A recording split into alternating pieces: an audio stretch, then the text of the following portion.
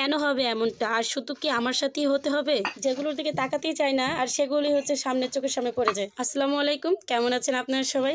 আশা করি আলহামদুলিল্লাহ ভালো আছেন। তো আজকের জন্য আরেকটি ভিডিও নিয়ে চলে আসছি। স্কুল থেকে আসার পথে একটি মামা দেখে এগুলো বিক্রি করছে। তো আমি শুধু হচ্ছে কাপ ফ্রিজের এটার দাম জিজ্ঞেস করেছি তাকে, যে এটার দাম কত। শুধু তাকে এটা জিজ্ঞেস করতে সাথে সাথে বলতেছে যে এত টাকা দাম। তো আমি বললাম যে না, এত দাম যেহেতু আমি নিব না। তো আমি বাসার দিকে চলে আসছি। তো উনি পিছন থেকে আবার ডাক দিচ্ছে যে এটা এত টাকা হলে নিয়ে যান। পরে হচ্ছে ভাবলাম যে এত যেহেতু ডাকাডাকি করছে, তো দেখি আরেকটু কিছু দাম কমানো যায় কিনা। তো পরে বললাম যে একটু দাম কমিয়ে রাখেন, কারণ যেহেতু হচ্ছে এর আগেও আমি এগুলো নিয়েছি, একটু দাম কমে। পরে ওনার সাথে অনেক কথাবার্তা বলে পরে হচ্ছে ফাইনালি পরে এগুলো হচ্ছে কিনে ফেললাম। তো খুবই সুন্দর সুন্দর জিনিস তার কাছে ছিল।